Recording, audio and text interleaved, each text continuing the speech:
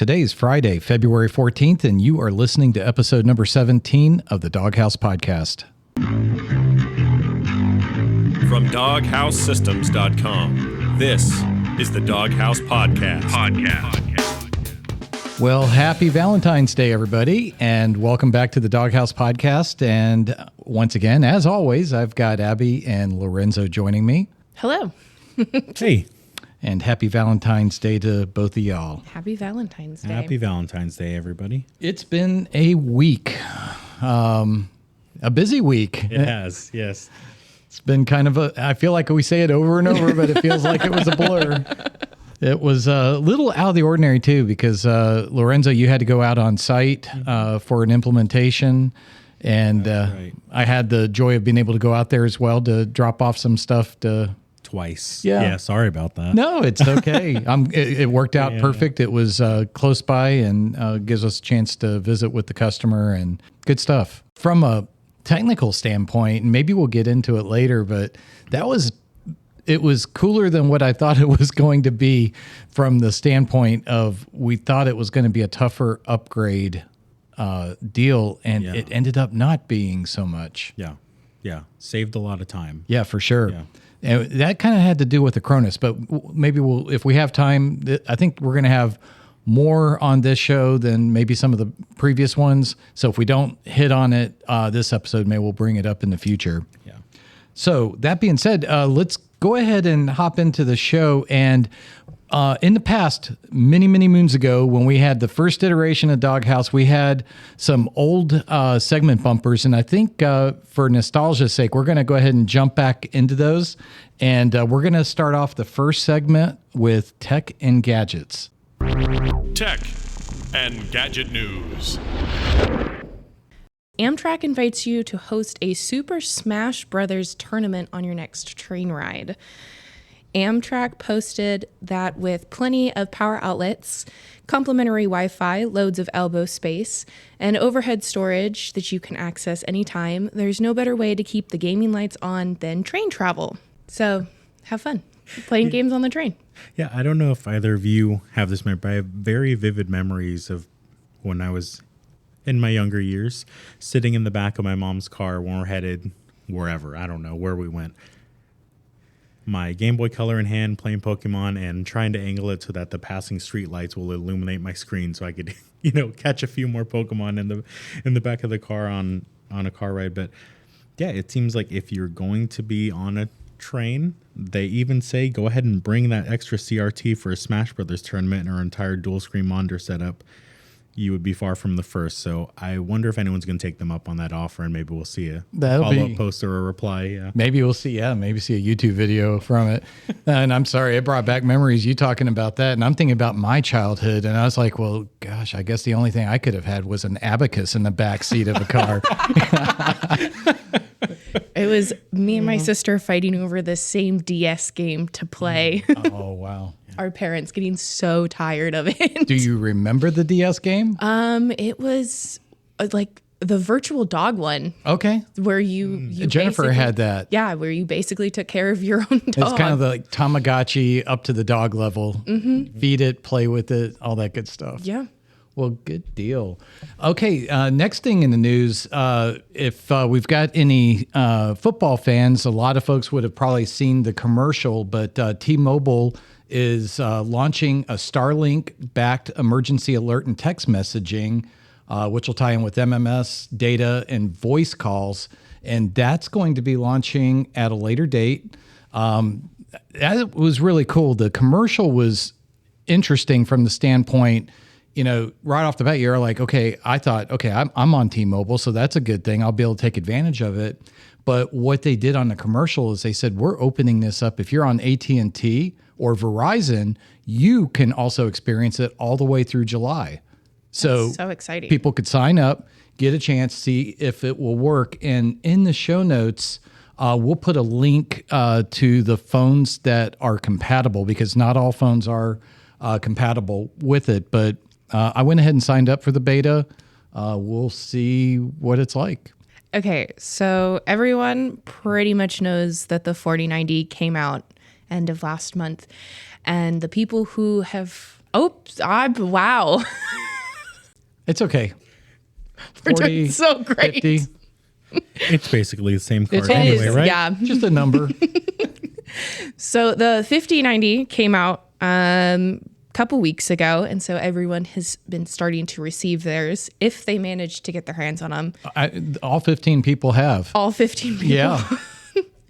And some people have been reporting that cables have been melting. Is it to that extent, or is it just really hot? There are a couple where the connectors, Yeah, they were melting. at least the photos, like I said, like we said last week, we have not yet been hands-on, so we don't have any way to verify this. So we're going off second and third hand information online, but a few of them were showing, specifically Derbauer reached out to the user and had them ship the cable to him, and that had the connectors melted on both ends. And what Derbauer found in his testing was that they're all 12-volt cables. They all should be carrying an equal load, you would imagine. Some of them were carrying double or triple the amount of amperage as the other cables in that set. So of the 6, 2 of them may be carrying 20 amps, and the others may be carrying 5, 4, or even none, which results in heat buildup. And at one point he measured it over, I think, 150 degrees Celsius, which is insanely hot, even for computer components. Yeah. Flip side of that, Falcon Northwest followed up and said, hey, respect to Derbauer, but we haven't been able to verify any of these claims across multiple cards and power supplies and cable sets. So. Yeah, and I like what they did is, they took the 5090 Founder builds, and then they took multiple power supplies just to make sure it wasn't, maybe just a one-off type thing. And they took the time to measure amperages and everything across all 12 wires, and they were saying that it was coming back nominal. So, when the 4090s came out, we went kind of through this same thing. And right now, I think it's just about anything about getting news out there. It's not to say it didn't happen. Obviously, it did. But, when this was going on with the 4090s, we did a lot of testing on this on our end here, and we never ran into the issue. So, hopefully these are just a couple isolated deals. And speaking of 5090s, we have been working closely with our PNY rep, and we are in hopes by next week or so we should be getting a good batch of 5080s and 5090s just in time for the 5070 Ti's to be released, which I think is in about a week or so. I believe so. Yeah, one follow-up on that is some power supply manufacturers and video card manufacturers, I forget off the top of my head who these are, but I know one specifically has added coloring to the insertable section of the pins so that if you see that it's either bright yellow or like a purple, if you see that, you will visually know that the cable is not inserted fully. And another one, I think this is Zotac, has added an LED indicator to let you know if it's not fully inserted, and actually will refuse to power on the card if it's not inserted. That's awesome. Pretty cool. Yeah. Whether that's necessary or not, we don't know if this is a widespread issue. At this point, it seems like a handful of reported incidents and weird findings. But like I said, some Falcon Northwest tested a bunch of them, it seems like, and could not replicate the issue. So we'll just have to keep an eye out and see how they run when we finally get hands on with them. Yeah, and we'll definitely be diving into those when they get here. So it will keep everyone posted as well. On the good news side of things, I don't anticipate issues. So I think we'll be just fine. And if you buy one from DogHouse Systems, you have an issue, we'll help take care of you. Yeah, exactly. Mm-hmm. So continuing on in the news, this one's funny. WinRAR, they have released new physical merchandise, and I find it funny on a couple notes. One of them is the fact that they call it the WinRAR Archive Messenger bag, and it's a cute looking bag. It looks just like their icon.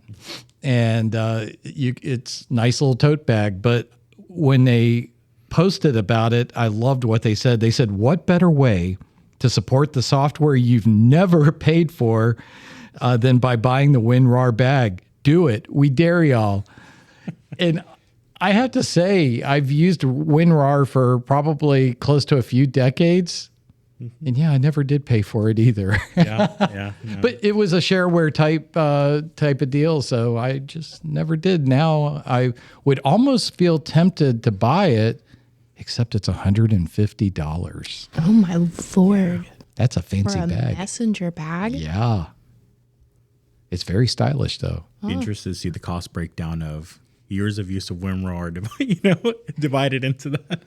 Yeah. Put enough guilt into it, you might Right. be like, yeah, Yeah. let's go ahead and get For a it. couple of dollars a year, why not? It really isn't that much, but yeah, it is an expensive bag, and yeah, I think it'll appeal to a certain demographic. It'll hold a lot of Pokemon cards. That's right. Yeah, one of the photos has a bunch Yeah. of Pokemon cards in It's it. a very interesting messenger bag. It is. Very boxy. Very boxy. I sincerely hope they sell a bunch of these. It's pretty cool. Discord has announced in a blog that they're adding a feature called Ignore to their servers. And Lorenzo is excited. It is the perfect balance of passivity. Like, I don't dislike you enough to block you, but I do not want to see you or know of your presence online, essentially. So they wrote in a blog as part of the Safer Internet Day 2025 that with Ignore, you can take space from specific people without knowing them, so you can stay focused on the fun. Whether you just need some time away or want to take a more discreet route, Ignore lets you personalize your approach. So if there's someone in your Discord chat that's really getting on your nerves, you can ignore them and they won't know. Explains why you don't reply when I message you, Abby. I do. Oh, no. Because we don't do it on Discord. True. So moving on, we've got TSMC. They have reportedly they're planning for 2027 start date for their second fab in Arizona, which is accelerating because it was supposed to be in 2028. Yeah. So there's some speculation that this is kind of in response to the tariffs threatened by the Trump administration, but this will be pretty interesting to see, if they can get this up to speed, and even if they can, I think about the time that the chips would come online, I don't see it outpacing the tariff situation. Yeah, that wouldn't be chips shipping out of the fab in 2027. Right. Start of production. Exactly. 2027. Yeah, but maybe it'll mean better prices in the future. It might, yeah. It's going to be interesting. And with the second fab, their N4 node, reportedly that includes CPU dies for AMD, and they also are using it for NVIDIA with the RTX 5090 or the whole 50 series family of chips. So this will be number 3. And then there actually is talk about their fourth fab even further out that's going to be on a smaller, I guess this one's going to be on 3 nanometer. The planned 2027 opening should be 3 nanometers. Yeah. And I think the rumor is with the next one, it'll be down to 2. Probably. Yeah. Steam has taken a game off of their site after it was suspected that it contains malware. So the free-to-play game Pirate Fi was released on Steam February 6th, and it was taken down less than a week later. It peaked at 5 concurrent users, so only a very small amount of people will be likely infected with this malware. It does bring up an interesting question of with so many free-to-play games. Well, also paid games can also possibly contain malware, but not to, spike anyone's stress. But with all these free-to-play games, and if you're just going through and installing those, or especially installing demos or early access previews of games, I'm glad Valve caught this, the Steam team caught this, but how many have gone unreported or may not be discovered? We place a lot of inherent trust in Valve through their Steam platform, Epic Games, Blizzard, to make sure all of these are okay and safe to play. And it's just something to think about, I guess. Do we all need separate, specifically gaming PCs that we don't do anything sensitive on? Exactly. Okay, so the Pirate Fi game, the malware was, someone had reported that the game wouldn't start when they attempted to launch it. Then a few days later, they found out that their account had been compromised and it ran their Steam wallet dry. And their funds were to purchase Dota 2 skins. Wow. So a lot of people were urging them to change their passwords as they think that they had been hacked via Pirate Fi. They don't know how Pirate Fi managed to get through the approval stage that Steam does for all of their games, but Wow. So the programmer was a huge Dota fan. I guess so. To make money selling those Dota skins, I guess. Oh man, that's crazy. Well, let's get into the next one. Fallout, the TV series. This is exciting. They're getting a second season. They are. Full disclosure, I don't think either of the three of us has watched the show, but it's supposed to be really good. And I've heard the exact same thing. My daughter's seen it, and she said it was good. Wasn't it the show that won the GameCon award? Yes, it did win something. I feel bad now. I'm blanking on that. But It like won Best TV Best adaptation. I think. Yeah, I think it was up against Arcane and it won. I think. I do remember that. John is doing a quick verify. Yeah, I'm doing a fact check. I said my daughter really liked it. Now I just texted her. Did you? I thought she said she had watched the show. So I was Fact like, check. was it a good show? It's on my to watch list, but But this one is supposed to follow the New Vegas storyline. So it'll be interesting to see. Did you play New Vegas? no, I've just played Fallout 4. Okay. Yeah, so that's in the Commonwealth. I played a little bit of Vegas. What are your thoughts? That's the thing. I'm trying to remember. It was all right. It was like Fallout, but just different setting. Yeah, it's been so long, and I never did finish it. So, Okay. yeah, boy, this one just kind of went off the rails. It's also stated that Macaulay Culkin will be joining the cast for season 2. So if you like him, go Nice. check it out. Sounds good. Okay, so Civ 7 was released, and there is a YouTuber who spent 638 days drawing so bad until the release of Civ 7. There was someone had done it for 900 days for the release of one of the Zelda games. So they were hoping. I've seen this a couple of times where they have dedicated to doing something until their favorite game is released. So this one was definitely interesting. Lorenzo and I took a look at some of the drawings, and they are They are drawings. they are artwork to some people. I don't know what else to say. I have no more words. I just stopped myself. Dedication. That is dedication. We'll applaud the dedication of that, super fan. I hope he's enjoying Civ 7. I hope so. Be wondering what Civ 8 is going to be all like when he starts drawing for that. And by the way, Jennifer did get back. She did watch it. She said she enjoyed it, and she said it won a lot of awards, but it's not super accurate to the game storyline. So she thinks people who like it are at least really big fans of the games. So maybe not so much broad appeal, but yeah, that was some feedback from her. Are you tired of AI-generated Google search results? Just let those sentence enhancers fly in your search to get rid of them. In all seriousness, though, if you add a few choice words in your search, the AI summary and link help will stop showing up, which is pretty funny. So, Are we going to try an example? Abby's got it pulled up here. Yeah, best times to plant trees, and it gives me the AI overview.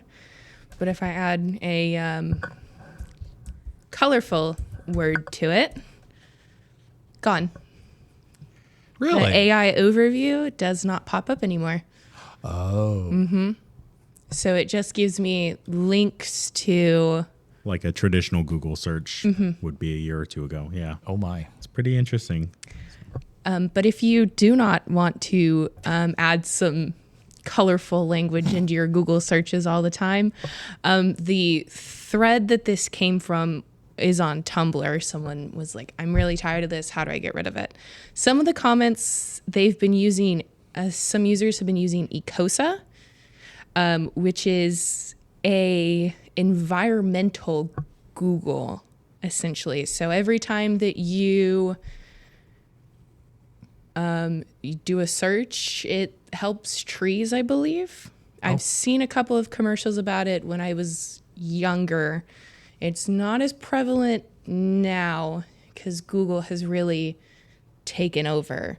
But people have reported that they have made it their default search engine and they have had no problems with AI-generated content. Like, they have not seen it at all.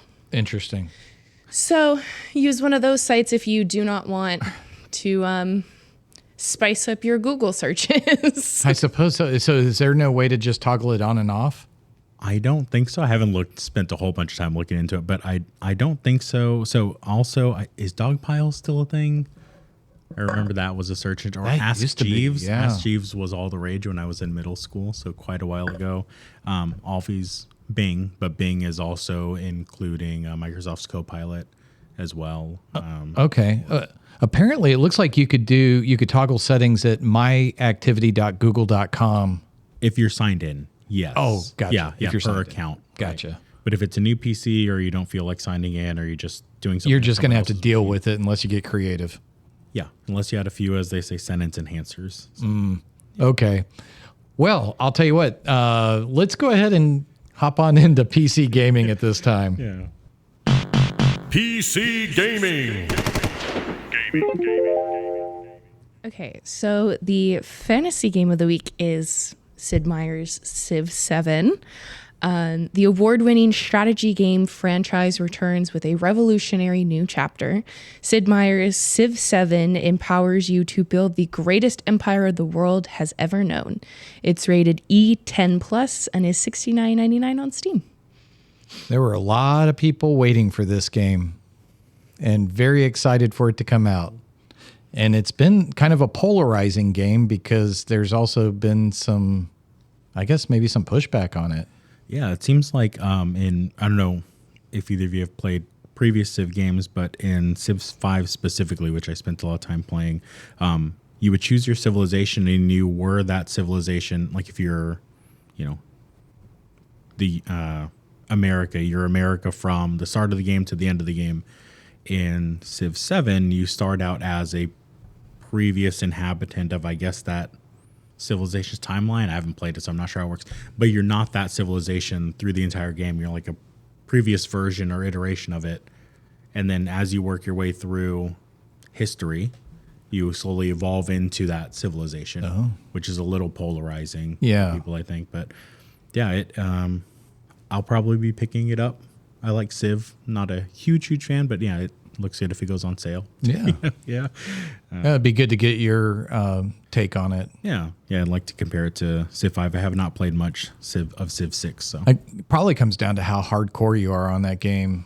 For folks that might not be so much, they'd be like, yeah, this is cool. Yeah. But for the ones that are expecting more of the same, but It looks like it also follows 3 ages.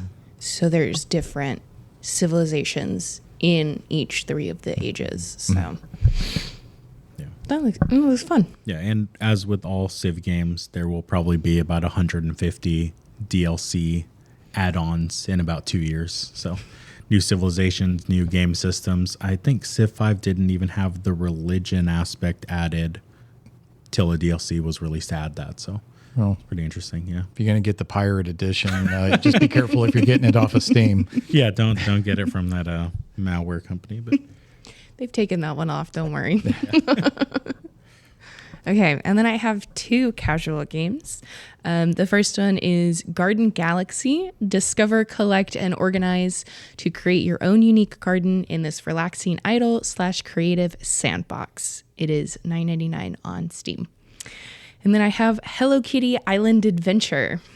Embark on a cozy open world adventure with Hello Kitty and friends. Befriend beloved characters as you explore and restore a mysterious island, solve ancient puzzles, cook delicious dishes, and customize yourself and your cabins and so much more. Rated E, and it is $39.99 on Steam. That seems kind of expensive for that game because I think it was available on Apple Arcade. Yeah. You and I took a look at the game and agreed that it looked like Animal Crossing meets Breath of the Wild with some of the ability to climb cliff sides and also paraglide with a set of balloons. Oh, okay. So it looks like a casual and hardcore's favorite game, maybe, if you're a big Hello Kitty fan. And the reviews are very positive overall. So, yeah. So, Abby, Yeah? maybe you should play it. we actually picked it up on my wife's Switch last night, so she's excited to get started on it. Sweet. Yeah. She should let us know how she likes it. I'll ask her for her thoughts. Yeah. How about the epic game of the week? It is the F1 Manager 2024. A new Formula One season has arrived, packed with 24 races, new cars, new team principles, and an updated F1 sprint race format. Start your career at one of 10 official F1 teams or create your own for the very first time. This contains... I'm okay. I haven't had as much caffeine as I did last time we recorded. This one contains content that is unrated and may not be appropriate for all ages. And it is available until the 20th. And you have an upcoming release thing you want to talk about as well. Yeah, Elden Ring Night Rain will be released on May 29th and will cost $39.99. It is a deluxe version that includes a digital art book, mini soundtrack, and future DLC access that will be available for $59.99. A network test event will be held between now to the 16th. I am very excited for Elden Ring Night Rain. I was about to ask you, are you going to be participating in this possibly? No, I didn't look up how to sign up. I don't know if I could have signed up, but yeah, definitely when it releases, I'll definitely pick it up. Elden Ring, the base game, and Shadow of the Erd Tree are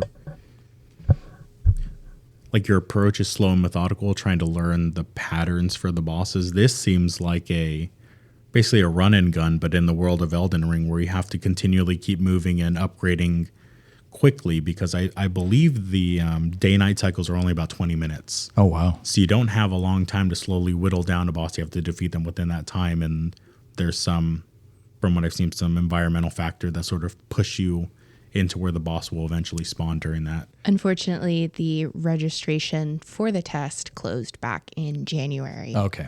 Well, there goes that. Well, considering it's Valentine's Day, maybe it's a good thing Really that... good thing that we're not all... And just they kidding. have not announced anything for a second test or an open beta. Fair enough. But it'll be out before we know it. May 29th, it's going to be a blink of an eye. Oh, yeah. Yeah. Well, good deal. Well, let's go ahead and get into the technical corner. Welcome to the Technical Corner. All right, so we had somebody write in mentioning they were having some issues with their Windows 11 computer waking up randomly, and to the point where I thought it wasn't asked to be on the show necessarily, but I thought this was a good one because there could be other folks that are having the exact same issues, and thought this would be a good opportunity for us to just talk about it a little bit. Yeah, so this customer specifically was having issues with their system randomly waking up when they put it to sleep.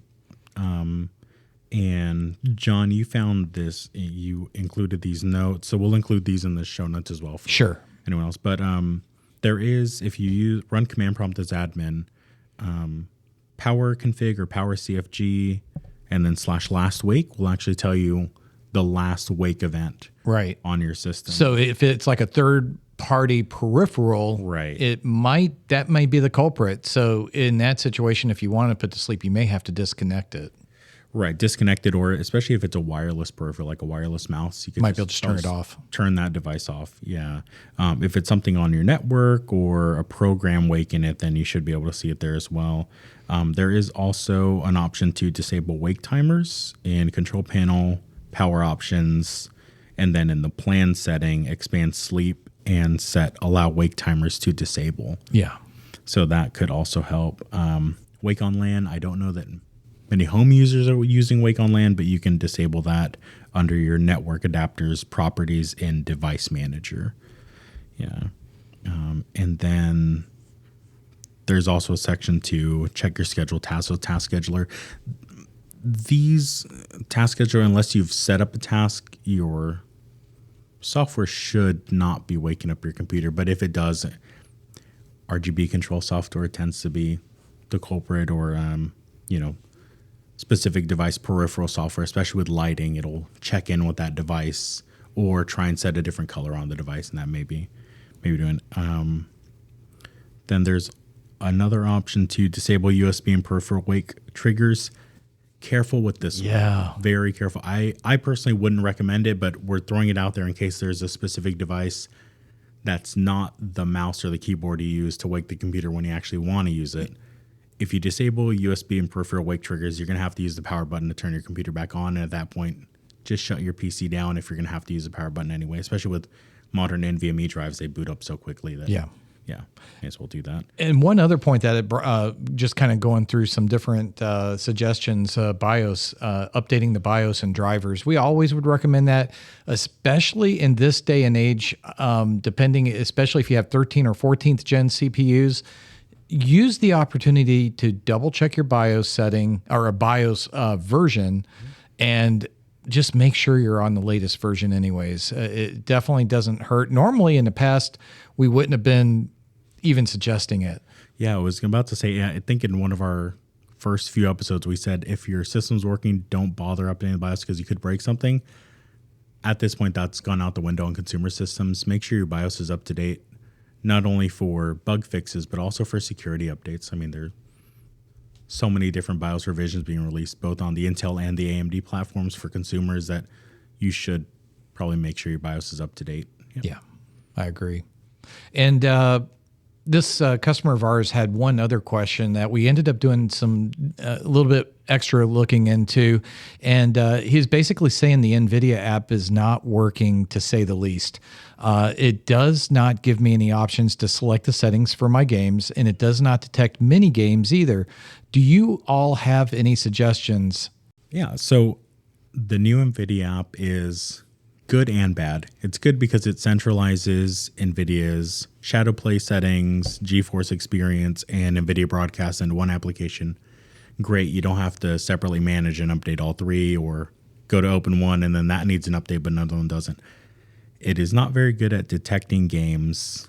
You tried it as well. So I just to test with a little bit more obscure game, I installed Squirrel with a Gun on my work laptop here. I wasn't playing on work time, I promise. But just to see if it would detect it. So that game downloads into the standard Steam common folder or Steam apps folder. Was not detected automatically. So I restarted my system, relaunched the NVIDIA application to see if maybe it just need a refresh. No, there is a manual refresh button. Didn't detect it. I had to manually go find the executable for the game, add it, and then it did populate. But I received a message saying this game does not support optimization or even changing settings. Gotcha. So you just have to change it in game. So unfortunately, that's kind of where it ends with some games. If a game that you are able, if you're searching around and you know other people are able to optimize their game through the NVIDIA app, you can add a watch folder. So if it's not automatically picking up your Steam install location because maybe you have it on a second drive or in a not the standard default location, you can actually add that to your watch list in the NVIDIA app. You can also, like I said, add the executable for the game manually as well. And some games will allow you to automatically optimize your settings. Some will not. Generally, if a game doesn't have the option to set settings they don't have a settings menu in the game, you're not going to be able to set it in the NVIDIA I almost said control panel, NVIDIA app. Yeah. Yep. And with so many people having huge Steam libraries, it seems like, you'd be like, well, that stinks. But one of the things I did just a quick search on, apparently for official support, it says that their application does support automatic optimization for over 50 games. So that's actually a pretty small list. So I guess they're going after the big A title type games, not really focusing on the indie stuff. I mean, because quite honestly, that'd be a lot of people having to be working on all these various titles. But that may be the answer why you don't see too many of your games being optimized. There is a short list of games. Right. And you can still set global settings if you always want your games to run at a specific resolution, whether that be for your monitor or if you have a 4K monitor, want to run your games at 1080p for better frame rates. You can set that globally also in the NVIDIA app, but that will obviously apply to all of your games. So if there's a game that you don't want to be included in that, you need to turn that global setting off. So yeah, quite a bit of micromanaging needs to be done if you want to specifically use the NVIDIA app to control your graphic settings rather than in each game separately. It's such a cool feature. Unfortunately, at some point, maybe they'll have AI to the point where it can go through and calculate all that. I'm sure they're working on it. Yeah, but not quite there yet. Yeah, definitely. But thank you for those questions. And actually, this is the same customer of ours that had the questions about the Steam Deck and some other things. So he had some more stuff that he left with us. We just knew that with this episode running a little bit longer, we thought we would go with these two now. And on a future episode, we'll cover those as well. So we've got some future content that we look forward to getting into as well. So I think this wraps it up, guys. Valentine's edition in the books. Woohoo. And it's Friday. It's pizza night for you, Abby. And it is pizza night. And we're watching, have you heard of Jeremy Clarkson? No. Okay, so he is on some like souped up Top Gear. Oh, Yeah. okay. Top Gear UK, and he has a show, The Farm. Yes. Jeremy Clarkson's We've Farm, been watching Clarkson's Farm, where basically after his old farmhand retired, he is learning how to become a farmer on this like 1,000-acre farm. And it is so funny. I will have to check that out. It's really good. Oh, very Would cool. recommend that. Awesome. Might check it out this weekend. My sister also says Paradise on Hulu's really good with Sterling K. Brown. That one's about Secret Service after a president is Gone. Yeah. Well, on that happy note. You can cut that one out if you want. No. It's all good. I hope all of our listeners have a wonderful upcoming weekend. I hope you two have a wonderful weekend. And you as well. You too. Thank you. And we'll be back in a couple weeks for episode number 18. Until then, you guys all take care.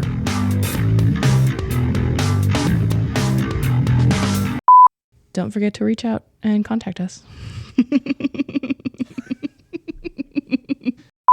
If you have any questions, comments, concerns, feel free to email us at podcast@doghousesystems.com. You can give us a call at 214-810-4347, or you can DM us on social media, Instagram, Facebook, Threads, and X at Doghouse Systems.